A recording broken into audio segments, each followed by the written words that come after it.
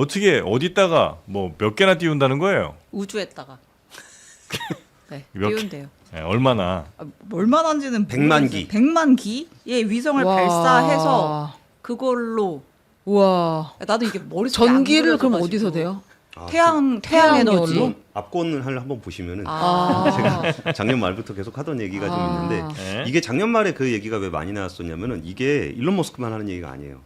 그때 왜 뭐가 뉴스가 됐었냐면은 스타클라우드라는 스타트업이 엔비디아의 H100 반도체를 가지고 우주에 올라가서 거기서 추론을 합니다. AI 답변을 해요. 야, 너 가서 보니까 어때? 그랬더니 안녕. 뭐 나는 처음으로 우주에서 생성을 하고 있어. 그러면서 초록별 지구야. 뭐 이런 얘기 하거든요. 초록별 지구야. 그거 이제 그 엔비디아랑 같이 해서 하는 그 프로젝트가 있었고 또 하나 이벤트는 뭐가 있었냐면은 당시 그러니까 구글 같은 경우도 선 캡처 프로젝트라 그래가지고 실제로 우주에서 데이터 센터 돌리는 그거를 연습을 와. 하고 있어요.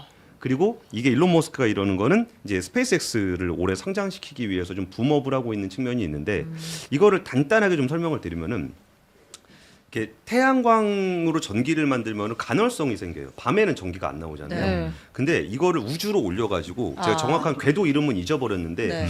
여명과 무슨 궤도인가? 그 궤도에 딱 올라가면은 지구가 돌아도 얘가 지구에 가리지 않는 궤도가 있대요. 24시간 태양을 24시간 받을 수 있는. 네. 그럼 24시간 동안 태양광을 받은 다음에 거기서 전기를 만들어 가지고 데이터 센터를 돌리는 거예요. 예. 근데 이게 왜 우리가 필요하냐면은 저 맞지 약장소 같은 느낌이 좀 들긴 아니 하는데 어디 상상해 봅니다. 그게 네. 그 데이터 센터를 만들고 이게 발전소를 만들고 하는 게 한 2, 3년 걸린다. 그러니까 가스 발전소 같은 건 한 2, 3년 걸린다 그러면은 송전망 하나 만드는데 10년 이상 걸리거든요. 근데 우리가 데이터 센터를 계속 만들면서 지구가 이걸 감당할 수 있겠느냐라는 문제 의식에서 시작이 된 거예요. 그럼 우주로 올리게 되면은 거기서 태양광 패널을 깔아 가지고 거기서 각 위성별로 서로 통신을 하면서 하는 거거든요. 근데 실제로 제가 아는 반도체 업체가 이 반도체 만들고 있어요. 스페이스X로부터 주문 받아가지고 무슨 반도체? 거기 통신 반도체, 그러니까 컨트롤러, 위성 간 통신 반도체. 데이터 처리하는 거. 네네네. 그런 거 하고 있고 레이저로 해가지고 진공 상태로 해서 훨씬 더 빠르게 할 수 있다라는 것도 구글 논문에 좀 나오는 내용이고요. 제가 얘기하면서도 되게 비웃으시는 것 아니요, 같아요. 아니요. 그리고 이게 어쩌면 저런 의미는 좀 있습니다. 이렇게 예전에 로켓을 발사를 하는 기술을 많이 연구를 했는데 로켓을 올려서 뭘로 돈을 벌지? 라는 부분이 퀘스천이었어요. 예전에 뭐 여행도 보내고 뭐 그런 거 하다가 그럼 어디 광물이라도 좀 캐올까 그런 거 해서는 돈이 안 됐었는데 이제 데이터 센터에는 뭐 수백조 수천조의 돈이 들어간다는 거 아니에요. 근데 지구상에서 만드는 것보다 2035년이 되면은 우주에서 만드는 게 더 싸질 거다. 그러니까 2035년이 되게 멀게 느껴지시잖아요. 지금부터 원전 짓기 시작하면 2040년에 완성됩니다. 야. 그러니까 그거 생각하면은 충분히 한번 해볼 만한 거 아니야라는 기대감이 많이 높아지고 있어서 예. 그래서 여기까지가 원래 작년 버전이었는데 근데 갑자기 일론 머스크가 중국에 나타났다. 그래서 태양광 업체를 알아보러 다니고 있다더라. 그래가지고 지금 한국에 있는 태양광 업체, 중국 태양광 업체 그리고 우주항공 관련한 테마주 주가가 엄청나게 올라 있는 그런 상황입니다. 네. 그러니까 지금 AI 시대니 뭐 우리가 얘기하지만 사실은 그 AI에 관한 뭐 인류사적 지금 뭐 패러다임의 뭐 시프트니 뭐니 우리가 기대를 많이 하는데 네. 아무리 기대해봐라 전기 없으면 꽝이다. 지금 그렇긴 하죠. 그 상황이에요. 네. 그래서 지금 올해 필요한 게 뭐 조사에 따르면 448 테라와트시 세계적으로 데이터 센터에 필요한 게. 근데 이제 5년만 지나도 2배입니다. 980까지 올라가는 이런 상황이고 전 인류가 필요한 전력의 앞으로 향후 절반 정도가 이 AI랑 데이터 센터가 먹는 거 아니냐라고 해서 네. 결국 전기가 병목이다. 이렇게 또 물론 반도체도 있습니다만 이렇게 볼 수가 있는데 그럼 전기 어떻게 할 거야?라고 하는 이 맥락이 있거든요. 네. 그랬더니 또 이제 상상 천재 머스크 형님께서 보법이 다르네. 예, 보법이 다른 거예요. 일단 세게 질렀어요. 처음에는 지금 현재 미국에 있는 전력 그 동원할 수 있는 게 예를 들면 3.2기가 정도래요. 기가와트 정도인데 2, 3년 내에 100으로 올리겠다. 100기가. 100기가 하겠다. 이런 얘기를 했어요. 지금 여태까지 한 게 3인데 2, 3년 내에 100이 되냐. 실현 가능성 자체가 없다. 이런 얘기도 있고 된다 쳐도 그럼 어떻게 할 건데 그랬더니 태양광으로 하겠다. 원전 오래 걸려. 뭐 가스 오래 걸려. 뭐 셰일 어쩌고 저쩌고 네. 태양광으로 해야지. 라고 하는데 다 좋다 이가. 된다 쳐도 태양은 밤에 안 되고 뭐 불안정성이 좀 있고 그러니까 ESS로도 보충을 해야 될 거 아니야. 뭐 이런 얘기 하니까 된다 쳐도 50%밖에 사실은 안 될 것 같은데 이러고 하니까 우주가 있지롱 이러면서 지금 머스크 형님이 또 우주 아이디어를 내신 거예요. 그리고 우주는 춥잖아요. 정확해요. 그럼 우주는 냉각 멀쩡하냐? 장치도 필요 없다. 그러니까 우주는 또 거기 전기선을 이렇게 놓을 거 아니잖아요. 예. 그럼 어떻게 전달할 건데? 복사로 간다는 거예요. 어. 그럼 엄청 뜨겁거든요. 그 받는 쪽에서는 또 냉각을 해야 된다는 거예요. 어. 이 수많은 기술적 난제는 뭐 어떻게 할 거냐? 이런 예, 짧게 설명드리면은 일단 우주가 춥다고 해서 냉각이 되는 건 아니에요. 거기가 그래요? 이제 대류를 통해서 공기가 있어야 이게 냉각이 되는 건데 그게 안 돼 가지고 이제 방열판을 가지고 올라가야 돼요. 복사열을 빼는 방열판을 가지고 네. 올라가야 되는 거고 그러면 거기서 전기를 어떻게 지구로 보내냐? 지구로 안 보냅니다. 거기서 데이터 센터를 그냥 돌리는 거예요.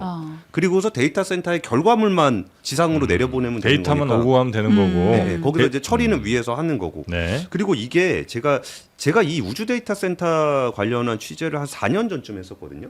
그러니까 그때도 일론 머스크가 V2 위성 올리면서도 이 아이디어로 계속 했었어요. 근데 뭐가 문제가 좀 있었냐면은 지금은 우주로 올라가는 그 위성이 팰콘 9이라는 로켓이거든요. 네네. 근데 그 로켓가 가져갈 수 있는 무게가 한계가 있어요. 근데 지금 만들고 있는 스타쉽이라는 로켓은 2,000kg을 올릴 수 있거든요. 근데 그게 지난 시간 동안 계속 올라가다가 다 실패했어요.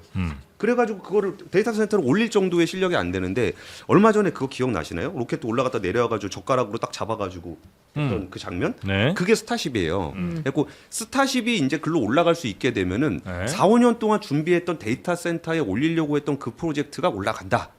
요 얘기를 하고 있는 거고. 그리고 이제 그게 반도체 같은 경우도 위에 우주에는 방사능이 있기 때문에 반도체가 망가져요. 망가지는데 네. 그럼 이거를 어떻게 하면 개선할 수 있겠냐 그래가지고 구글은 전공법 튼튼하게 만들어가지고 그 방사능에 노출되는 것에 또 노출되더라도 3배 이상 건강하게 만들겠다. 네. 요게 구글의 방식이고 일론 머스크는 반도체 3개 넣으면 되지롱 요거거든요. 반도체를 3개를 넣은 다음에 방사능의 공격을 받아서 어떤 애가 망가지게 되면 네. 한 놈이 다른 답을 내놓을 거 아니에요. 네. 3개 중에 하나가 다른 답을 내놓으면 얘를 껐다 켜요. 그 기간엔 얘 2개로 바꾸는 거고. 그렇게 해서 계속 방사능에 노출돼서 답이 오류가 난 애가 있으면 껐다 키는 방식으로 한번 해보겠다. 이게 그냥 우주 데이터 센터 보면은 막 4km 넓이의 그 우주 패널 이런 거 보면은 말도 안 된다는 생각이 들긴 하는데 예. 그 논문들 계속 보고 있으면 진짜 할라 그러나? 아니, 근데 이제 이런 예. 논문 같은 건 이제 사실 굉장히 기술적이고 과학적인 얘기긴 해서 전문가님 좀 접근하기 어려운데 한편 쉽게 접근할 수 있는 또 하나의 논점은 뭐냐면 그래서 머스크 형님이 이게 진심일 수도 있다. 그래서 아까 공 기자님 말씀하신 것처럼 지금 중국을 지금 비밀리에 방문했다는 얘기가 삽시간에 퍼졌고 야 이거 진짠가 보다. 태양광주 뭐냐. 중국 태양광 뜨지. 우리나라도 소외됐던 태양광주가 이제 또 갑자기 뜨면서 지금 엄청 올랐습니다. 예, 주가가 시끄러워졌어요. 그런데 엊그제는 또 대만도 방문했다. 이런 얘기가 지금 또 퍼지고 있는 거예요.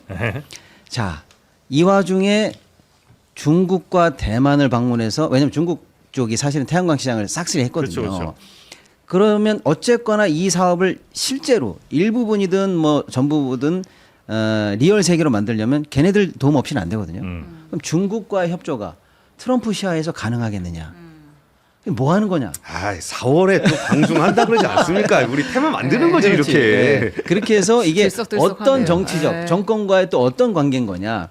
이걸 테마로 해서 또 미국의 협상 카드를 쓰는 거냐? 아니면 거꾸로 중국과 내가 접촉한다라고 흘리고 네. 일론이 트럼프와의 딜을 거쳐서 그럼 미국 내에서 내가 하게 냅둬 뭐 이런 어떤 딜이 걸리는 건지 이 다양한 행보가 지금 현재 해석을 낳고 있습니다. 네.